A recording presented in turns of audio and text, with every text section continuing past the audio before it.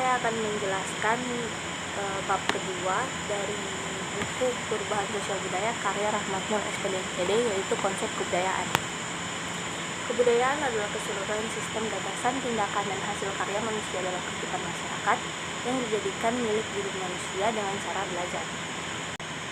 Ciri-ciri kebudayaan menurut para ahli, yang pertama itu menurut Maran membagi ciri-ciri kebudayaan menjadi 5, yaitu kebudayaan adalah produk manusia, kebudayaan bersifat sosial, kebudayaan diteruskan lewat proses belajar, kebudayaan bersifat simbolik, dan kebudayaan adalah sistem pemenuhan berbagai kebutuhan manusia. Menurut Suhandi juga membagi kebudayaan menjadi 5, yaitu kebudayaan dapat dipelajari, kebudayaan yang diwariskan atau diteruskan, kebudayaan hidup dalam masyarakat, kebudayaan dikembangkan dan berubah, dan kebudayaan itu terintegrasi.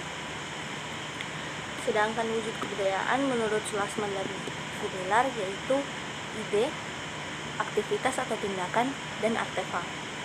Ide itu meliputi nilai, norma, dan hal-hal yang menyangkut tentang kaidah etis, pengetahuan atau wawasan tentang dunia, etos, dan semacamnya. Terus, aktivitas adalah wujud kebudayaan sebagai tindakan berpola dari manusia dan dari masyarakat itu. Sebagai perwujudan dari dalam gagasan atau ide dalam kebudayaan, aktivitas atau perilaku dibagi menjadi 2, yaitu verbal, lisan dan tulisan, dan non-verbal, artefak dan alam. Yang ketiga itu adalah artefak. Artefak adalah wujud kebudayaan fisik yang berupa hasil dari aktivitas dan karya semua manusia dalam masyarakat. Jadi, ide yang merupakan nilai diwujudkan melalui aktivitas dan menjadi wujud kebudayaan melalui artefak. Sedangkan unsur-unsur kebudayaan menurut Kencana Diningrat terbagi menjadi 7, yaitu bahasa, pengetahuan, organisasi sosial, peralatan hidup dan teknologi, mata pencarian hidup, religi, dan kesenian. Kemudian yang dijelaskan dalam bab 2 ini adalah hubungan antara manusia, masyarakat, dan kebudayaan. Hubungan manusia dan masyarakat adalah manusia selalu ada di dalam masyarakat. Sedangkan hubungan manusia dan kebudayaan dalam konsep antropologi, manusia dibagi menjadi 2, yaitu manusia sebagai makhluk biologi yang diteliti melalui anatomi tubuh, ataupun manusia sebagai makhluk budaya yang diteliti melalui kebudayaan dan kebiasaannya dalam bermasyarakat. Kemudian masyarakat dan kebudayaan. Masyarakat adalah kumpulan orang yang hidup dalam satu daerah tertentu yang telah cukup lama dan mempunyai aturan-aturan yang mengatur mereka untuk menuju kepada tujuan yang sama. Kemudian manusia, masyarakat, dan kebudayaan. Masyarakat itu tidak bisa dipisahkan dari manusia, dan dalam masyarakat selalu terbentuk suatu kebudayaan. Dalam kehidupan bermasyarakat dan berbudaya, ada juga interaksi sosial. Interaksi sosial adalah hubungan timbal balik antara individu dengan individu, individu dengan kelompok, dan kelompok dengan kelompok.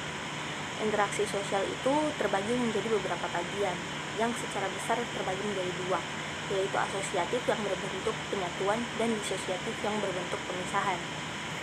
Kita akan membahas asosiatif yang terbagi sebagai kerjasama atau cooperation, yang salah satu contohnya adalah kerja kelompok, kemudian akomodasi atau penyesuaian, asimilasi, dan akulturasi. Asimilasi adalah pencampuran kedua budaya yang dapat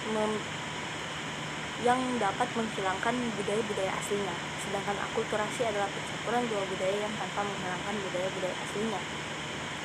Akomodasi juga terbagi menjadi beberapa bagian, yaitu coercion atau paksaan, itu dapat berbentuk peraturan, kompromi atau jalan tengah, mediasi, yaitu berbicara dengan pihak ketiga yang biasa dilakukan saat pertentangan, perseteruan, atau konflik, arbitration, mengambil jalan tengah dengan bantuan pihak ketiga, adjudication, yaitu peradilan, toleransi, stalemate, dan conciliation. Interaksi sosial yang kedua yaitu disosiatif yang bersifat pemisahan. Yang pertama itu persaingan atau kompetisi, yang kedua kontravensi, yaitu sikap tidak senang, berkhianat, provokasi, dan lain sebagainya, dan yang ketiga itu memicu konflik.